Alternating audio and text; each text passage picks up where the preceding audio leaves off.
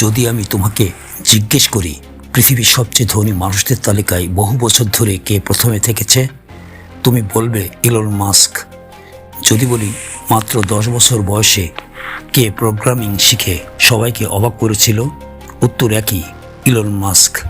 আর যদি জিজ্ঞেস করি বৈদ্যুতিক গাড়ি, রকেট, প্রযুক্তি এবং সৌরশক্তির মতো জিনিস দিয়ে পৃথিবীর ভবিষ্যৎ কে বদলে দিয়েছে, তবুও নাম আসবে ইলন মাস্ক।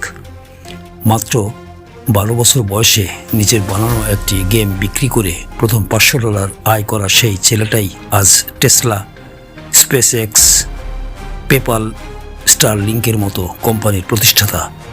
যে মানুষটি একাই মানবজাতির ভবিষ্যৎ বদলে দিচ্ছেন। একজন মানুষের ভিতরে কতটা আত্মবিশ্বাস, কতটা পাগলামি থাকলে সে মঙ্গল গ্রহে মানুষের বসতি গড়ার স্বপ্ন দেখতে পারে। এটাই ইলন মাস্কের স্বভাব। অবিশ্বাস্য দুঃসাহস আর নতুন কিছু তৈরি করার অদম্য ইচ্ছা তাকে আজকের অবস্থানে নিয়ে এসেছে। ভাবত, ইলন মাস্ক তার জীবনে যা যা শিখেছেন, যে মানসিকতা তৈরি করেছেন, যে কারণে পুরো পৃথিবীর ধারণা বদলে গেছে। যদি আমি তোমাকে মাত্র একটা ভিডিওতেই সেই পুরো জিনিসটা সহজ করে বুঝিয়ে দিই, কেমন লাগবে? তাই বলছি, পরবর্তী কয়েক মিনিট মন দিয়ে শোনো, কারণ আজ তুমি শুনবে সেই বক্তব্য, যে বক্তব্য হাজার হাজার শিক্ষার্থীর জীবন বদলে দিয়েছে। 2012 সালে ক্যালটেকের সমাবর্তনে ইলন মাস্ক একটি স্পিচ দিয়েছিলেন, যেটিকে আজও বিশ্বের সেরা বক্তব্যগুলোর একটি বলা হয়। আজ আমি সেটাই তোমাদের জন্য নতুন ভাষায় নতুনভাবে সাজিয়ে বলছি। যখন আমি ছোট ছিলাম, আমি নিজের ভবিষ্যৎ সম্পর্কে তেমন কিছুই জানতাম না। দিনের বেশিরভাগ সময় কাটত কম্পিউটার, বই আর ভাবনার জগতে।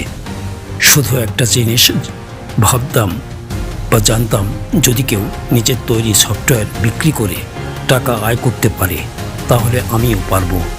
আর সেই টাকা দিয়ে আমি আরও ভালো কম্পিউটার কিনতে পারবো। শৈশব থেকেই নতুন কিছু আবিষ্কার করার তীব্র আগ্রহ ছিল। আমার মাথায় এমন সব চিন্তা আসতো যা শুনলে মানুষ আমাকে পাগলই বলতো। একবার আর্থার সি ক্লার্কের একটা উক্তি পড়েছিলাম, উন্নত প্রযুক্তি আর ম্যাজিক, এই দুটোর মাঝে প্রকৃত পার্থক্য খুঁজে পাওয়া যায় না। এই কথাটা আমার মনের ভিতরে এমনভাবে ঢুকে গিয়েছিল যে আমি সবসময় ভাবতাম, মানুষ যা এখনও কল্পনাও করতে পারে না, যদি আমি সেটা বাস্তবে এনে ফেলি, তাহলে সেটাই তো আধুনিক যুগের ম্যাজিক হবে।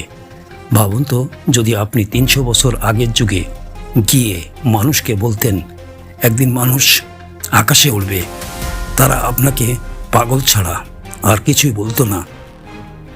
তখনকার মানুষেরা কল্পনাও করতে পারত না একদিন পৃথিবীর এক প্রান্ত থেকে আর এক প্রান্তে বসে ভিডিও কলে কথা বলবে।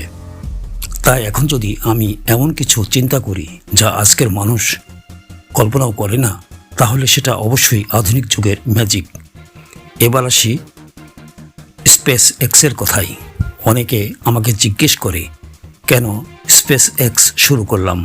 আমি শুধু বলি, আমি মহাকাশ প্রযুক্তিকে বদলাতে চেয়েছিলাম, আর এমনভাবে বদলাতে চেয়েছিলাম যাতে সাধারণ মানুষ একদিন মহাকাশ ভ্রমণ করতে পারে। কিন্তু বাস্তবতা ছিল খুব কঠিন। 2008 সাল আমার জীবনের সবচেয়ে কঠিন বছর। আমার সামনে তখন দুইটা রাস্তা, টেসলা ও স্পেস এক্স, দুটোই প্রায় ধ্বংস হয়ে যাওয়ার পথে। আমার কাছে ছিল মাত্র $30 মিলিয়ন। যদি পুরোটা এক কোম্পানিকে দিই, অন্যটা মারা যাবে, আর যদি ভাগ করে দিই, দুটোই শেষ হয়ে যাবে। এটা ছিল আমার জীবনের সবচেয়ে বড় মানসিক সংকট। কিন্তু শেষ পর্যন্ত সিদ্ধান্ত নিলাম, আমার চোখের সামনে কোনো সন্তানকে মরতে দেব না। দুটোকেই বাঁচানোর চেষ্টা করব, যাই হয় হোক। আমি টাকা 2 কোম্পানিতেই ভাগ করে দিলাম। তারপর 3 বার রকেট লঞ্চ ব্যর্থ হলো, তবুও আমরা হাল ছাড়িনি। চতুর্থবারের মতো লঞ্চ আমাদের শেষ সুযোগ। ব্যর্থ হলে সব শেষ, এবং সেদিন আমরা সফল হলাম। আমি কখনো ব্যর্থতাকে লজ্জা বলে মনে করিনি। ব্যর্থতা মানে হলো তুমি চেষ্টা করেছো, লড়ছো। যতবার পড়ে যাবে ততবারই শিখতে থাকবে। 2008 সালের সেই সকল লঞ্চ প্রমাণ করেছিল ব্যর্থতা মানে কোনো শেষ নয়, বরং নতুন শুরুর পথ। স্পেস এক্সের জন্য তখন একজন দক্ষ ইঞ্জিনিয়ার দরকার ছিল, কিন্তু আমাদের ব্যর্থতার ইতিহাস দেখে কেউ সামনে আসতে সাহস পায়নি। আমি নিজেও অ্যারোস্পেস ইঞ্জিনিয়ার ছিলাম না, তাই বই পড়ে বিশেষজ্ঞদের সঙ্গে কথা বলে নিজেকে নিজেই প্রশিক্ষিত করেছি। তারপর শিখেছি, শেখার জন্য ডিগ্রি নয়, দরকার আগ্রহ। আজ টেসলাতে আমি এর প্রমাণ রেখেছি। আমাদের কাছে ডিগ্রি নয়, দক্ষতা জরুরি। Bill Gates, Steve Jobs, Larry Ellison, তাদের কারো সম্পূর্ণ কলেজ ডিগ্রি নেই, তবু তারা পৃথিবী বদলে দিয়েছেন। ডিগ্রি নয়, কঠোর পরিশ্রমী আপনাকে সাফল্যের চূড়ায় নিয়ে যায়।